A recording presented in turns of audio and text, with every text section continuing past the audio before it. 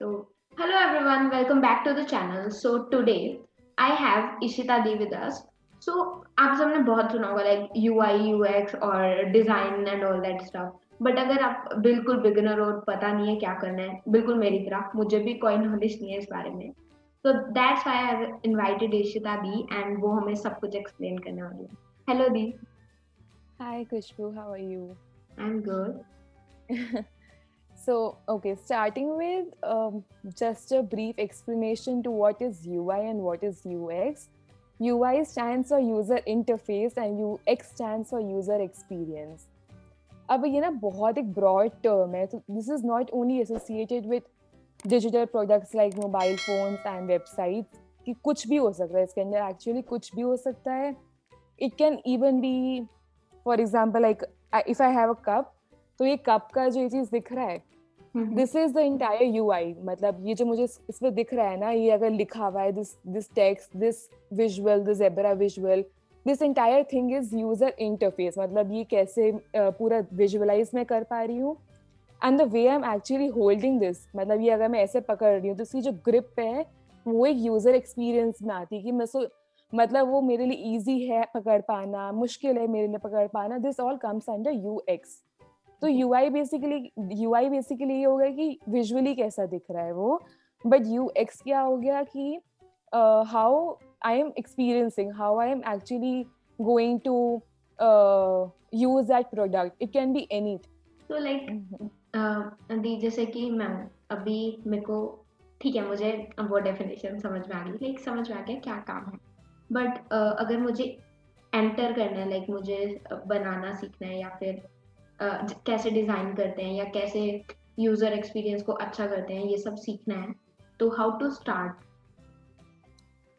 सो actually इसमें ना क्या होता है कि you can not just start with UI और UX एकदम bluntly. You have to be clear with the fundamentals of designing. तो UI में ऐसा होता है, UI अगर स्टार्ट करना है तो you should be clear with the principles of designing first. कि कैसे तुम, there are certain principles, go through the set of principles you can see online, and then after you cover up the principles of designing, you learn all the tools necessary for designing. Tools can be from like wireframing tools to prototyping tools. It can be anything. तो पहले तुम्हें principles clear हो गए, उसके बाद तुम्हें tools समझ आएंगे कि टूल्स कैसे फंक्शन करते हैं. उसके बाद actually you enter into UI. तो दी लाइक आपने कहा कि डिजाइनिंग के हमारे फंडामेंटल्स क्लियर होने चाहिए फर्स्टली, वो बेसिक थिंग है. तो कोई ऐसा रिसोर्स है, लाइक कोई वेबसाइट या फिर कोई यूट्यूब चैनल या फिर हम कहीं से रेफर कर सकें कि हाँ, जहाँ से हम अपने फंडामेंटल्स पढ़ सकें actually. So basically I think मैंने जो पर्सनली जो चीज़ मैंने करी है, क्योंकि I am a self taught designer, मुझे किसी ने गाइड नहीं किया था इस चीज़ के लिए. जो मैंने सबसे चीज़ important thing I feel is reading articles and watching videos on YouTube. Different kind of channels you can follow on YouTube, and reading articles. So it can be articles from Medium, it can be articles from Career Foundry, it can be anything. Medium articles are the best. मतलब जो मैंने उससे सीखा ना, actually वो बहुत ही अलग kind of experience होता है. उसमें लोग एक्चुअली अपने एक्सपीरियंसेस जब शेयर करते हैं ना कि उन्होंने स्टार्ट कैसे किया और उन्होंने क्या प्रोसीजर फॉलो किया, जो पूरी से जर्नी लिखते हैं, दैट इज टोटली रिमार्केबल. तो उससे जो सीखने को मिलेगा, you can type out any kind of a keyword on Medium and then you can see a list of articles based upon your keywords. So बहुत ईजी होता है उससे. अगर तुम्हें फंडामेंटल्स ऑफ डिज़ाइन भी सीखना है तो फंडामेंटल्स ऑफ डिज़ाइन तुम लिखोगे तो तुम्हें मीडियम पे बहुत सारे आर्टिकल्स मिल जाएंगे. if you want to like follow YouTube channels like सप्तर्षि का एक, सप्तर्षि is one of the designers at Swiggy, अगर तुम्हें पता हो तो. नहीं. तो सप्तर्षि, हाँ, you can also follow Puneet Chawla at YouTube. और उससे वो ऐसे fundamentals वगैरह देता है. He's a good YouTuber, so you can just listen out to that person. And then you have obviously Coursera. So I started with Coursera. I did one course on interaction designing from Coursera, and that's how started. So they also have like different kind of levels, different kind of chapters on Coursera you can follow, and you can complete all these sort of assignments on Coursera. Then you have Interaction Design Foundation, IDF. IDF is one of the probably the most and the most certified kind of foundation, you can say.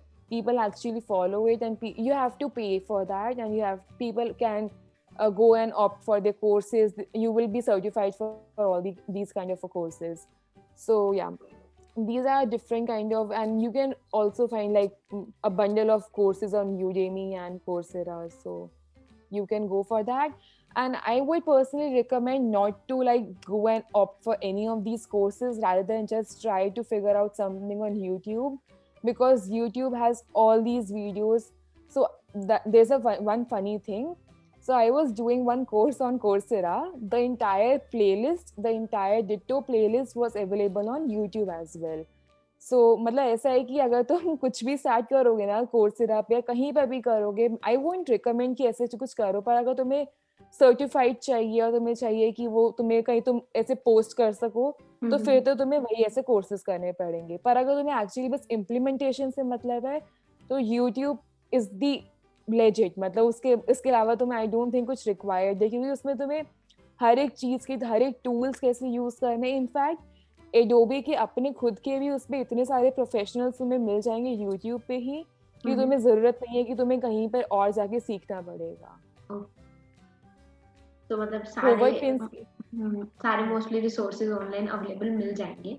तो as a beginner आपको अगर अच्छे से start करना है तो काफी अच्छा किक स्टार्ट मिल सकता है यूट्यूब से।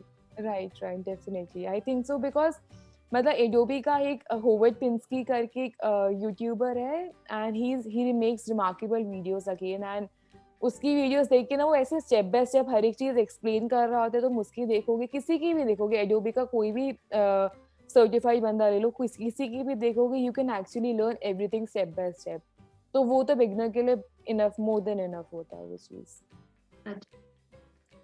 ठीक है। तो दे मैंने लिंक्डइन में ना बहुत सारी पोस्ट देखी है, बहुत सारी, जिन पे लाइक वो होते हैं 10 डेज चैलेंज या फिर 100 डेज चैलेंज ऑफ डिजाइन और एनीथिंग। तो मतलब कि आपको क्या लगता है, लाइक अगर मैं बिगिनर हूँ तो मुझे वैसा कुछ करना चाहिए, लाइक वैसे स्टार्ट करूँ तो वो एक यूजफुल चीज है मेरे लिए? Okay, so for a beginner what I think कि I should focus on quality and not quantity. तो इसमें क्या होता है कि अभी ना अगर मैं ऐसे सोचूंगी कि मुझे 10 डेज चैलेंज करना है, 50 डेज चैलेंज करना है, तो मैं अपने काम में रेपिटेशन लेकर आऊंगी कि मुझे लगेगा कि मुझे रोज अपलोड करना है, रोज कुछ करना है। उसको कंसिस्टेंट बनाने के लिए मैं बेसिकली कुछ ना कुछ रिपीट करूंगी अपने काम में, कि ठीक है यहाँ से कॉपी पेस्ट कर लिया, ये वाली स्क्रीन में तो मैंने भी ये चीज करी थी, तो let us copy paste that and use it simply, तो मेरा पोस्ट हो जाएगा।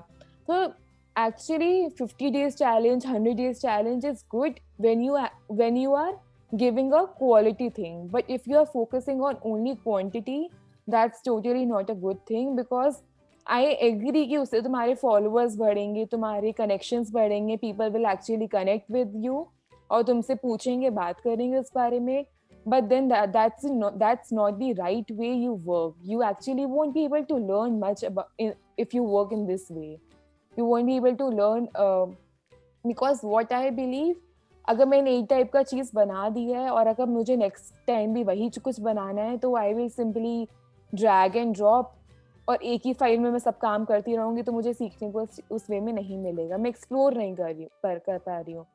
तो what I need to do, I need to explore certain things, and then I need to work upon those explored things, and then come up with different kind of screens and whatever you want to make.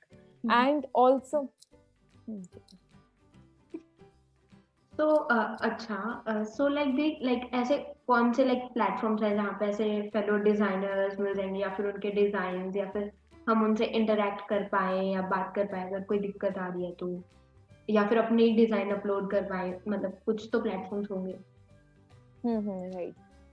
So for that you have Dribbble and Behance. Dribbble और Behance दोनों ही काफी ऐसे growing वो हैं। Dribbble is for single shots, और Behance पे generally लोग ना अपनी पूरी केस स्टडीज डालते हैं कि उन्होंने कैसे स्टार्ट किया, मतलब ये प्रोजेक्ट का उनका टाइटल आया क्यों और ये टॉपिक क्यों लेकर आए। Behance is totally case study based. Dribbble is कि ठीक है, मैंने अगर स्क्रीन बनाई है तो मैं स्क्रीन पोस्ट कर दूंगी सिंपली Dribbble पे जाके। तो ड्रिबल और बीहैंड से हम इंस्पिरेशन ले सकते हैं, but what I would recommend not to just copy the designs.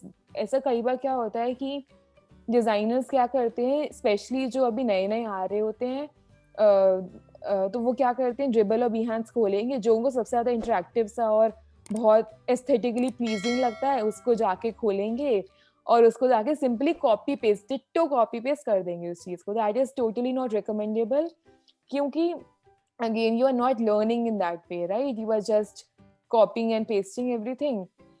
So dribble and behance पे you can connect with people and you can actually message them and you can ask them anything. People usually reply on dribble and behance, and then you can also you can find like freelance jobs on dribble or behance. You can go for that as well. If you connect with the right people over there, you will actually be able to go with like freelancing or sort of things like that if you are working in a right direction on dribble and behance. So like और may be वो review वगैरह भी कर पाएंगे, हाँ तुम्हारे design में ये ऐसा अच्छा हो सकता है एंड ऑल. हाँ राइट. हाँ, दे यू कैन कमेंट, उसमें ऐसे कमेंट की ऑप्शन आती है तो हम कमेंट भी कर सकते हैं कि अब मुझे पसंद आया, या फिर व्हाट पीपल डू कि इससे अगर मुझे लगा कि ये चीज़ ऐसे इम्प्रूव हो सकती है तो वहाँ पे मैं कमेंट कर दूंगी कि ये वाला जो पॉइंट है ऐसे इम्प्रूव हो सकता है, तो बहुत बेटर वे है वो. ओके, सो दी लाइक नेक्स्ट क्वेश्चन मतलब यही आता है दिमाग में कि इंटर्नशिप्स या जॉब्स लाइक डिजाइनिंग में लेना मतलब कितना इजी है और लाइक कितना इजीली अवेलेबल है एंड फिर मतलब कितना स्कोप टाइप है उनका. तो अगर मैं एंट्री लेवल पोजीशंस की बात करूँ ना, तो एंट्री लेवल पोजीशंस के लिए एक्चुअली थोड़ा आई वोंट से डिफिकल्ट होता है, पर इतना इजी भी नहीं होता है. मतलब क्योंकि क्या होता है एक्चुअली, या तो जो अच्छी कंपनीज होंगी ना, they will ask you for like 5 to 6 7 years of experience, या फिर जो ऐसे बेसिक सी एकदम स्टार्टअप साइड कंपनीज होंगी वो तुम्हें बोलेंगे कि तुम्हें फ्रंट एंड कोडिंग भी आनी चाहिए, तुम्हें HTML CSS ये सब चीज़ें भी आनी चाहिए, which is not a thing designer should know. UI UX designer को उससे कुछ लेना देना नहीं होना चाहिए. मतलब उसको पता होना चाहिए, बेसिक्स पता होना इज ओके, बट ऐसा नहीं होना चाहिए कि उसको पूरा इम्प्लीमेंट करना आना चाहिए वो चीज़. तो अगर मैं इन टर्म्स ऑफ इंटर्नशिप्स बोलूँ तो मतलब मिल जाती हैं, पर वही अच्छी कंपनीज में अगर मिलेगा तो वो तुम्हें वर्क एक्स तुम्हारा मांगते हैं, and then they also want you to work according to their product. मतलब तुम उसमें अपने कुछ इनपुट्स नहीं दे पाओगे. But if I am talking about basics सा स्टार्टअप, तो उसमें मिलना इजी है, पर उसके अंदर तुम्हें ऐसा कुछ नहीं होगा कि तुम्हें बहुत मतलब सीखने को मिलेगा उसमें, पर तुम्हें ऐसा होगा कि जो तुम्हें बोल दिया गया है बस तुम्हें उस बेसिस पे काम करके उनको देना है, खत्म करके देना है. तो इनिशियली मतलब व्हाट आई थिंक कि व्हाट अ जूनियर लेवल और entry level designer can do, freelancing. मतलब वो फ्रीलांसिंग से ऐसे स्टार्ट करेगा ना, उसको थोड़ा अपने आप में मोटिवेशन मिलेगी कि हाँ मैं कर सकता हूँ, मैं ऐसे कर सकता हूँ.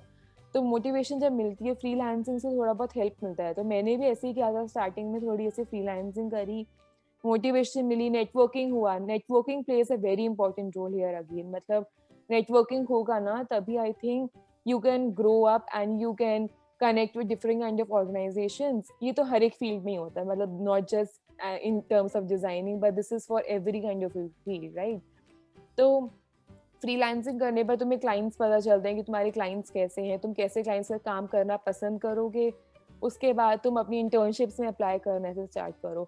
अब इंटर्नशिप्स में ना ऐसा होता है कि उसके लिए प्री रिक्विजिट होते हैं. उसके लिए ऐसा हो गया कि you have to create your portfolio, you have to create your resume. So portfolio के लिए अपने बहुत लंबे स्टेप्स और होते हैं, और वो आई थिंक काफ़ी नेसेसरी होते हैं. मतलब पोर्टफोलियो अपना फुलफिल कर पाना वो काफ़ी मैंडेटरी होती है वो चीज़. तो अगर इन टर्म्स ऑफ जॉब्स और इंटर्नशिप्स बोलें तो ईजी भी नहीं बोलूँगी मैं, डिफिकल्ट भी नहीं बोलूँगी, मीडियोकर है. And totally depends upon your work quality and upon your work ex and upon your networking skills. मतलब तीनों का बैलेंस जब होएगा तभी I think you can land up to a good job और इंटर्नशिप. ऐसा So like we can say 3 out of 5 है ये, like as जॉब्स के उसमें. राइट. तो मतलब कि जो बेसिक मुझे अभी समझ में आया है वो ये है कि स्टार्टिंग में हमें ये नहीं सोचना कि मतलब कि सीधा जॉब या इंटर्नशिप्स क्या मिलेंगी.